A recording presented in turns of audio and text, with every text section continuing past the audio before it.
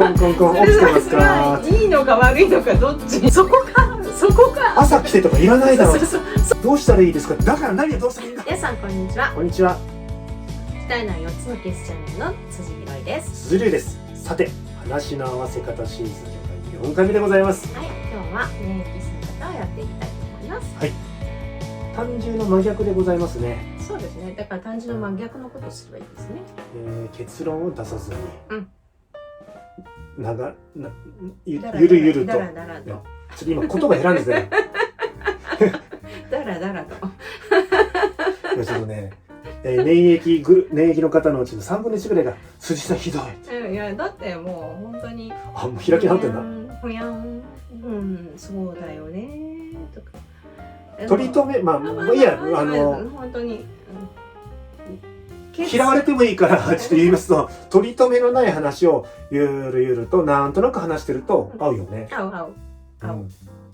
例えばこの前さ、面白い店やったんだよね。何？どこ？聞きたい？聞きたい。あ、でもね、興味のない免疫だと聞かないかな。どこ？とかって言って、どこ？とかって言って、あそこねみたいな。コンコンコン起きてますか？いいのか悪いのかどっちみたいな。バックトゥーザフューチャーって昔あったじゃないですか。コンコンコンコン、Hey, everybody here ってコンコンコンコンって頭やって誰かいるかって、そういう感じだよね。で、私はあそこのシュークリームが大好き。そうなんだ。でもあそこのショートケーキも美味しいよね。あ、そうなんだね。へえ。って感じで合わせてあげる。ゆっくり合わせてあげるんだよね。そう。話の合わせ方、ゆっくり。はい、そうです。ゆっくりツッコミもせず。ツッコミはやめてください。どう面白いのって言ったら、どうってなっちゃうので。説明が苦手だからね。そう。だからそのありのまま受け止めるような感じでおおらかな気持ちでこのお返事をしてあげると、もう免疫の方ね、本当にこのいつまでも喋っていただけます。あんまり速いテンポでいくとね、やっぱりあんまり反応ができなくてね、相手の人辛くなっちゃうんで、緩やかに表情も穏やかに、なんで逆に言うとこういう単純な強い目線で何が言いたいの？結論何？やめてください。途端にってやるともうね、途端に黙っちゃいます。いや別に何もないですとか。何もないな話来るなよとかね、そんなことやったらもう一瞬にして嫌われるんで。もうね、絶対話してくれないですよ。カラッカラしちゃうんでね、それはダメです。はい。免疫の人には。はい。あと免疫の人っていうのは結構ね、その人のマイワールド、好きなこととか好きな分野があるので、そういう話をねちょんとつついてあげるとね、もうずーっと喋ってますよ。いつも出すんですけど、鉄道がね、例えば乗り鉄、電車に乗るのが好きな鉄道好きの方であれば免疫質の方、そういう方免疫の方多いんですけど、多いね。そういえば鉄道好きなんですよねって、そうなんですよ。最近だとどこ行ったのとかって。いや実はですね、よくぞ聞いてくれましたってことで、そうすごくね目をキラキラしながら喋るので、そこではーと聞いてあげるとすっごい喜びます。はい。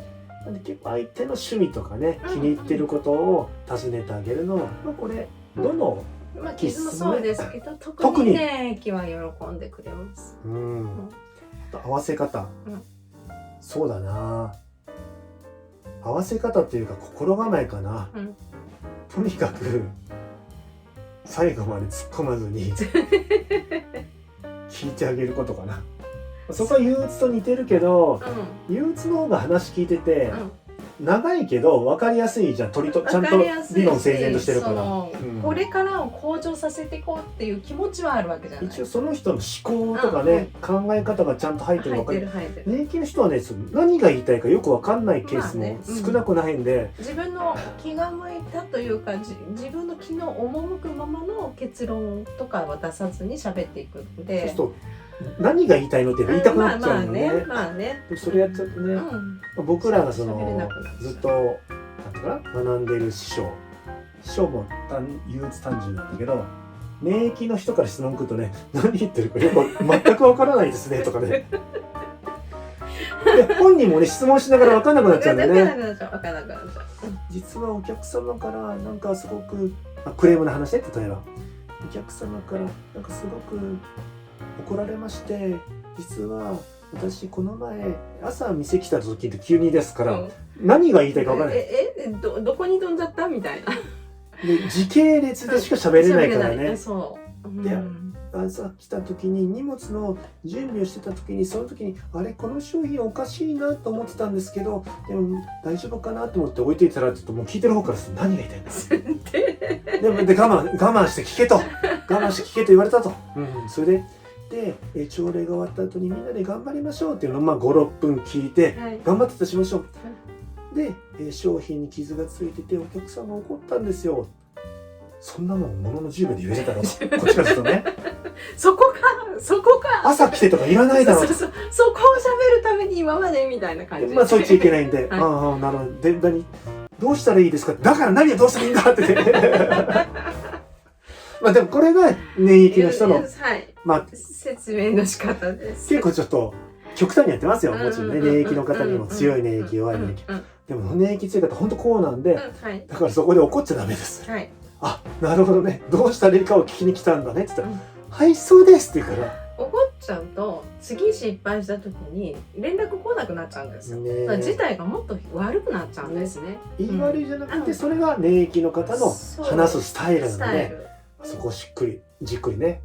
で僕も仕事上はちゃんと聞きますよ。だって聞かないとね。聞かないとね。相談に来てくれてるのに、聞かないとね。君の言ってること意味が分かんないなんて言っちゃったら話にならないから、それひどいじゃんこっち。ちゃんと聞いて、だから何を言いたいんだろうってのはすっごい考えながら聞いて、そういうことか。最後まで聞かないとやっぱ分からないんで、言い換えたら最後まで聞くってことね。で多くの人はそこまで耐えきれないから突っ込んじゃって話が合わなくなって、相手の人から何も言われなくなるという、これが大体パターンなので、嫌がられちゃうね。特に上司の立場のこと、役職者は多分時間がもったいないということでバーッと聞いちゃうと思うんですけど、それやるとね、相手はねなかなか話してくれなくて、いや特に何もないですってね、言われちゃうね、今後はね。ぜひそこは意識していただけるといいんじゃないかなと思います。次回はアンチョコ編ですね。シュタイナー幼稚園の先生ってこんな感じ。そうなんですよ。これね、シュタイナー幼稚園ってあるんですけど、いろんなところに、基本外部の人、関係ない人を入れないので、どういうことをやってるかわからないんですよ。でシュタイナーの先生と喋ったとしても、園の中の先生と園の先生違うので、僕も1回だけ福岡県のね幼稚園に入らせてもらったことあるんですけど、なるほどと。